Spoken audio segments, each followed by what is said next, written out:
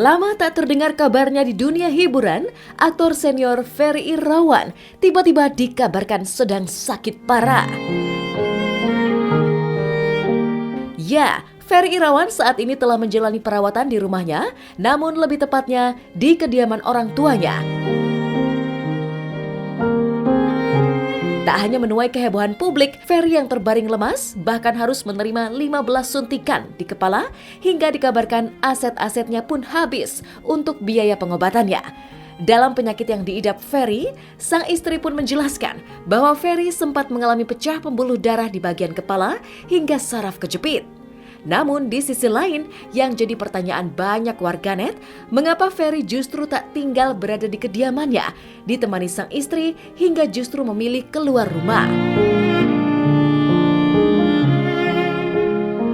Lantas, seperti apa curahan hati istri Ferry Irawan yang terlihat haru menceritakan kronologi kepergian sang suami? Dan seperti apa pula tanggapan istri Ferry melihat beberapa sahabat artis yang menggalang dana untuk penyembuhan Ferry Irawan? Karena dia memang punya sakit kelenjar getah beningnya itu ya, tapi setahu saya sih udah sembuh gitu kan. Cuman emang dia pernah bilang dia kena saraf kejepit ya. Nah itu udah diobatin, tapi saya nggak tahu. Cuman waktu dia meninggalkan saya bilang ya udah nggak apa-apa. Saya ikhlas ridho ya, saya pikir ya mungkin emang begitulah. Saya juga lagi sakit, ya saya dengar sih gitu ya, kayak saya dengar sakit ya. Tapi memang kita nggak ada komunikasi, cuman WA aja. Yang terakhir dia ngomong sih, dia pengen punya anak gitu kan. Ya saya kan udah tua ya saya ikhlas, saya bilang silakan gitu kan. Boleh pergi aja, saya bilang gitu. Kalau menurut saya sih itu biasa ya. Kita biasa kalau Prof. Yusuf Misbah, kalau tahu semua yang sering ke dokter neurologi, itu pasti palanya disuntik sama Prof. Nah mungkin kalau kita tegang semua tuh dia mau disuntik gitu. Saya pikir ya saya senang aja. Berarti mereka loyalitas ya sama temen ya, baik ya. Saya juga nggak tahu keadaannya gimana. Saya pikir ya mungkin mereka juga merasa hibah atau apa. Mereka udah ketemu. Saya sendiri sih belum ketemu ya. Cuman ya saya nggak ngerti ya saya pikir sih bagus sekali lah. Mungkin itu yang terbaik ya, dari sahabat-sahabat kelihatan lah.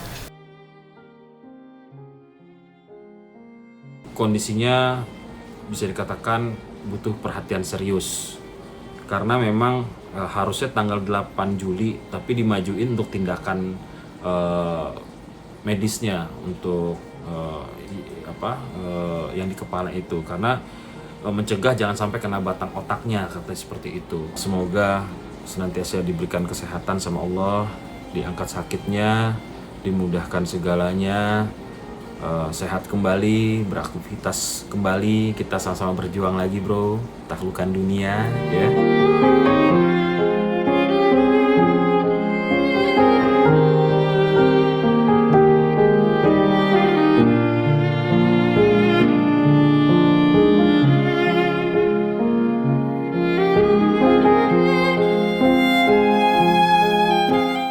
Selain kabar seputar sakitnya Ferry Irawan, artis lainnya yaitu Jane Shalimar kini dikabarkan tengah terbaring kritis di rumah sakit lantaran terpapar COVID-19.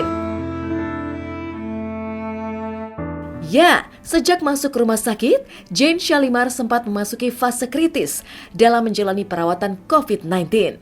Bahkan, ibu satu anak itu pun sudah dipasangkan ventilator untuk membantu pernafasannya kembali membaik. Lantas, seperti apa kondisi terkini dari Jane Shalimar setelah menjalani perawatan intensif?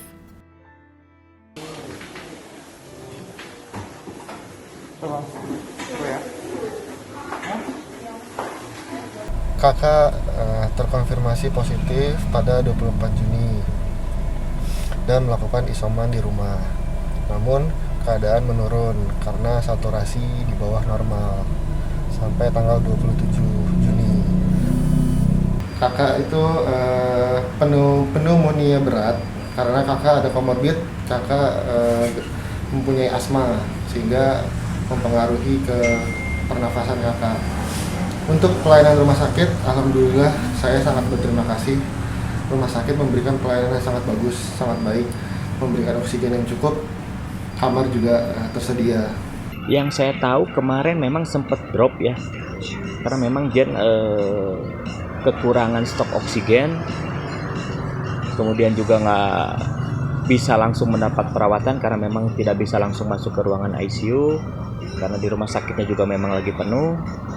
Tapi setelah saya coba komunikasi dengan Jarno, alhamdulillah kondisinya sudah agak baikan, kemudian juga pasokan oksigennya sudah mulai ada.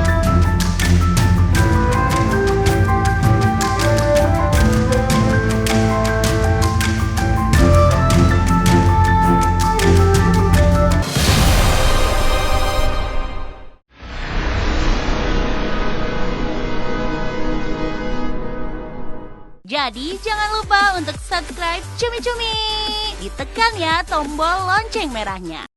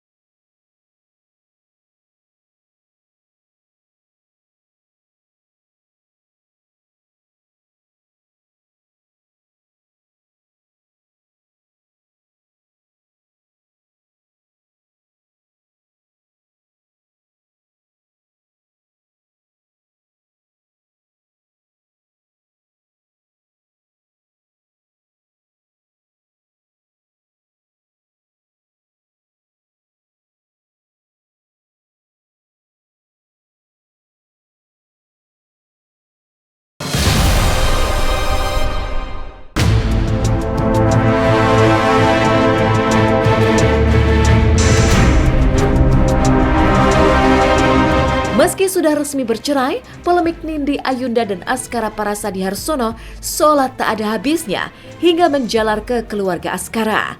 Dan kini babak baru pun kembali mencuat. Ya, adik Askara, Kinenta Harsono, kali ini pun muncul di hadapan publik lantaran selama ini dirinya dan juga keluarganya merasa mendapatkan sejumlah teror dari orang yang tak bertanggung jawab hingga mengganggu keluarganya. Tak hanya dirinya, teror itu pun menyambangi ayah, ibu, dan juga kakak pertamanya beserta istri tercintanya. Maka seperti inilah rentetan teror yang dialami oleh Kinenta dan keluarganya membeberkan bukti-bukti yang diperlihatkan secara langsung. Mengingat hal ini sangatlah mengganggu, lantas apakah keluarga Askara akan menempuh jalur hukum kembali? Kalau baru muncul memang selama ini keluarga tidak mau masuk. Selama ini keluarga tidak mau masuk, itu internal, itu urusan keluarga masing-masing. Ya Anda berkeluarga silakan Anda selesaikan. Tapi kenapa harus dirembet kemana-mana? Kenapa ayahnya, ibunya, kakaknya semua kok seperti ditarik-tarik ke persoalan ini gitu. Banyak sekali, dan teror itu dari bulan Februari sampai sekarang. Itu loh. Yang dimana terornya ini yang pertama itu adalah teror masuk ke kakak ipar saya, kakaknya Viena, istri saya, adalah dia mendirect message langsung melalui Instagramnya Nindi ke kakak ipar saya, bilang info aja Pak, Leman dan Lia yang dijadikan antek-antek Quinta Vienna yang ngolok-ngolok gue udah di sel penjara sekarang. Teror terhadap ibu saya yang dikirimkan bunga. Ini seolah-olah dari laki-laki lain. Teror lagi masuk ke tokoh masyarakat tempat papa saya tinggal. Terus teror lagi, ini yang baru-baru ini teror ke kakak ipar saya, istri kakak saya yang pertama, banyak fake account. Saya nggak tahu, pokoknya teror itu ke keluarga setelah ada permasalahan Aska dengan Nindi. Berarti selama ini aman-aman? Aman aja, sebelum ada permasalahan kita tidak pernah ada teror-teror. Ya, gugatan cerai 11 Januari 2021. Mulai teror Februari 2021. Iya. Sampai sekarang. Masih banyak yang bisa saya laporkan. Jadi lapor yang pertama itu terkait dengan ayahnya melaporkan Nindi dugaan tindak pidana ITE yang dia memposting macam-macam lah itu, dan itu dalam Polres Jakarta Selatan. Ada lagi lapor ke Komnas HAM minta perlindungan dan mengadu adanya perampasan kemerdekaan yang dilakukan oleh oknum. Nama oknumnya dan orang yang membawa senjata semuanya ada di Komnas HAM. Kita lihat masih ada banyak ini. Ya kita tunggulah, nanti kalau enggak kita ledakin lagi.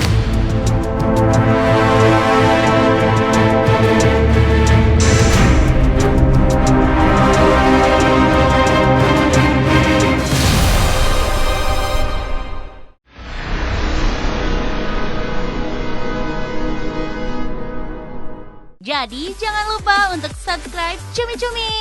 Ditekan ya tombol lonceng merahnya.